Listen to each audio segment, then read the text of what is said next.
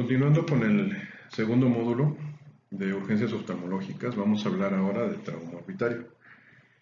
Recordando un poco sobre la anatomía de la órbita es un socket óseo que se encuentra en par, una a cada lado de la línea media, y se encarga de contener al ojo, músculos extraoculares, vasos, nervios y algunas otras estructuras como la glándula lagrimal y la parte superior de la vía lagrimal.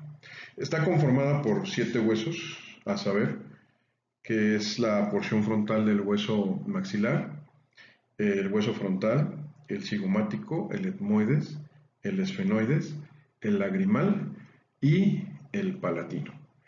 Tiene 4 paredes, un techo, un piso, una pared lateral y una pared medial. En oftalmología normalmente nos ocupamos de las fracturas que involucran el techo, la pared medial y el piso de la órbita. Casi siempre cuando se trata de una fractura de pared lateral, esto tendrá que valorarlo un maxilofacial o un otorrino. También estos especialistas, tanto el maxilofacial como el otorrino, tienen la capacidad de manejar las fracturas de techo, de pared medial y de piso. Aunque la de techo vamos a platicar ahorita un poquito más adelante porque tiene un poco que ver más con los neurocirujanos. Vamos a hablar entonces del piso de la órbita. La fractura del piso de la órbita se da generalmente por un trauma contundente de alto impacto, que esto puede ser por un golpe directo, como vemos aquí en la imagen, ya sea con puño, con pie o con algún objeto, o también muy frecuentemente por un traumatismo craneofacial que pudiera tener que ver con accidentes vehiculares o arrollamientos. La fractura del piso de la órbita, lo que sucede es que el piso está directamente relacionado con el seno maxilar y entonces al fracturarse el contenido de la órbita, que decíamos es el ojo, los músculos, vasos y nervios, va a caer hacia el espacio donde se encuentra el seno maxilar. En algunas ocasiones los fragmentos óseos pueden atrapar al músculo oblicuo inferior y entonces esto va a ocasionar algunos síntomas como es diplopia, limitación para los movimientos oculares y cuando nosotros observemos al paciente vamos a encontrar que el ojo se encuentra en hipotropia, es decir, está en una posición inferior. Cuando valoramos los movimientos oculares, las ducciones, las versiones, vamos a ver que el paciente tiene limitación para las mismas y pues esto se va a manifestar en visión doble. La fractura del piso de la órbita, para que nosotros la podamos diagnosticar de manera adecuada, obviamente, además de la exploración clínica, requerimos de un estudio de imagen que generalmente es una tomografía axial computada y esto es bien importante, hay que pedirla con cortes axiales y coronales, si no, no va a servir. Y esta tomografía pues, nos va a indicar cuál es el estado del piso de la órbita y generalmente si nosotros tenemos un atrapamiento del músculo oblicuo inferior que condiciona estas alteraciones que nosotros decíamos que es la diplopia y la limitación para los movimientos, esta fractura va a ser quirúrgica. Decíamos que podemos intervenirla nosotros o bien el cirujano maxilofacial o el otorrino. Aquí un pequeño recordatorio, el piso de la órbita está formado por el hueso maxilar, el cigomático y el palatino. A esta fractura se le conoce también como blowout. Y nuevamente, lo que decíamos, las características que puede presentar, sobre todo cuando va a ser quirúrgica, la diplopia y el enoftalmos. El ojo se va a ver proyectado hacia adentro y también hacia abajo. En el caso de la pared medial, la fractura de pared medial pues es también muy frecuente. La pared medial va a estar formada principalmente por la lámina papirácea del etmoides y va a estar directamente relacionada con los senos etmoidales anteriores. Esto va a hacer que si se fractura, como nosotros vemos aquí en esta imagen, aquí hay una solución de continuidad en la pared medial, nosotros vamos a tener que el aire de las celdas etmoidales anteriores va a pasar hacia la órbita. Cuando nosotros palpemos a este paciente, cuando palpemos su órbita, vamos a encontrar crepitación por la presencia de este aire. Y aquí vemos también en las celdas etmoidales anteriores la presencia de contenido orbitario. Esta fractura es muy frecuente por golpes con puño cerrado. De hecho, en los pacientes que practican deportes de contacto como el box, las artes marciales mixtas y este tipo de deportes, bueno, esta suele ser una fractura muy frecuente. La lámina papirácea del etmoides, como su nombre lo indica, pues es muy delgadita, como si fuera una hoja de papel, por eso se llama lámina papirácea. Y esta fractura generalmente no requiere cirugía, va a ser una fractura en la cual se va a indicar reposo, antiinflamatorios y antibióticos del tipo el trimestoprim con sulfamethoxazol y antiinflamatorios como el ibuprofeno.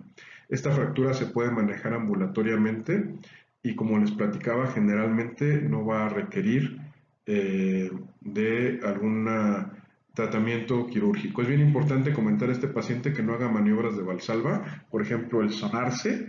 ¿Por qué? Porque si el paciente hace una maniobra de Valsalva, el aire que está en los senos etmoidales anteriores va a pasar aún más hacia la cavidad orbitaria. Decíamos que a la palpación pues vamos a encontrar crepitación por el enfisema que provoca el aire en la órbita. En el caso del techo de la órbita, es una fractura que no es tan frecuente. El techo de la órbita va a alojar a la glándula lagrimal y la fosa troclear, que es donde se inserta la tróclea, que es por donde pasa el músculo oblicuo superior.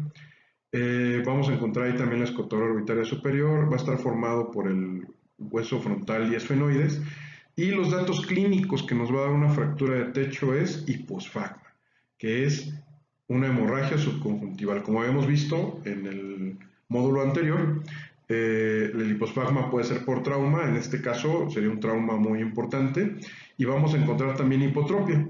Como se fractura el techo, el ojo tiende a desplazarse hacia abajo. Entonces, si nosotros encontramos hiposfagma e hipotropia en un trauma contuso, debemos sospechar una fractura del techo de la órbita.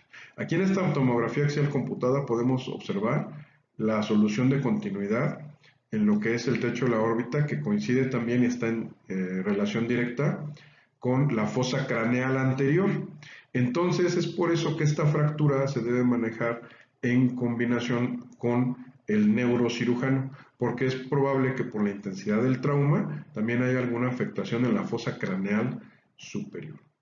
Pudiera ser en algunas ocasiones que si la fractura llegara a la fosa media, ustedes encontrarán también en el paciente rinorrea y alina, que pudiera corresponder a la presencia de líquido cefalorraquídeo, o bien un signo muy característico de la fractura de la fosa media, que es los característicos ojos de mapache, que es una equimosis palpebral, ya sea de un lado o inclusive puede ser bilateral. En este caso, en la fractura de techo, bueno, pues suele ser más grave porque decíamos está involucrada la cavidad craneal anterior, entonces probablemente haya algún daño que pudiera presentarse en el encéfalo. Esta fractura, decíamos, tiene que ser manejada junto con el neurocirujano. En el caso de la pared lateral va a estar formada principalmente por el cigomático y el esfenoides. La pared lateral va a ser la más dura, la más resistente de las paredes de la órbita. Entonces es muy difícil que esta se fracture por sí sola. Generalmente, si existe una fractura de la pared lateral, va a estar acompañada de fracturas del macizo facial. Si ustedes recuerdan estas fracturas, seguramente las revisaron o las van a revisar en otorrino. Se clasifican mediante la clasificación de Lefort, que es de Lefort 1 a Lefort 4, y tienen que ver precisamente con la afección del macizo facial. Si se llega a fracturar la pared lateral, el paciente puede presentar enoftalmos, diplopia, y cuando nosotros estemos palpando el reborde orbitario podemos encontrar un escalón óseo por pérdida de continuidad. Esta fractura generalmente, decíamos, la va a manejar el maxilofacial. Difícilmente vamos a entrar nosotros, casi nunca va a haber un involucro como tal o riesgo de que haya pérdida visual o el globo ocular, a menos que este esté afectado. y va a ser una fractura en la cual hay que hacer una osteosíntesis, y decíamos casi siempre habrá un involucro de fracturas del macizo facial. Las fracturas de la órbita son entonces una urgencia que debemos de considerar en relación a su referencia. Ustedes como médicos generales tendrán que referir si sospechan de esta fractura. Nos la pueden referir a nosotros los oftalmólogos si ustedes creen que es una fractura de piso o de pared medial. Si creen que se trata de una fractura de techo, no lo piensen mucho, mejor hay que referirla al neurocirujano. Y si creen que es una fractura de pared lateral, que casi siempre va a estar acompañada de fracturas en general del macizo facial, refiéranla al maxilofacial o al otorrino. Casi siempre entonces tendrán que referir. ¿Qué tienen que hacer ustedes? Bueno, palpar, inspeccionar, valorar movimientos oculares para ver si no hay limitación de los mismos, valorar agudeza visual, importantísimo, como hemos insistido, la agudeza visual, la disminución de la misma, nos da sentido de urgencia. En este caso, el estudio que ustedes tendrían que mandar de manera ideal es una tomografía axial computada con cortes axiales y coronales de la órbita. Pueden utilizar, si no tienen un tomógrafo por la distancia y a lo mejor cuentan con placas simples, un perfilograma, una proyección de Batters o una proyección de Cadwell podrían ser útiles. Sin embargo, eventualmente el paciente tendrá que realizarse la tomografía en caso que tenga sobre todo diplopia o limitación para los movimientos, de tal manera que si hay la posibilidad, bueno, pues vámonos directo a la tomografía axial computada. En algunos casos, si el paciente no puede ser valorado de manera inmediata, como les comentaba en la fractura de la pared medial, hay que utilizar antibióticos y antiinflamatorios, porque la órbita, recordemos, es una cavidad cerrada y si está abierta, pues se contamina con bacterias, más si está en contacto con los senos paranasales. Vamos a continuar en el próximo capítulo con trauma ocular y iremos viendo algunas otras urgencias que seguramente les tocará valorar o ver en algún momento de su ejercicio como médicos generales.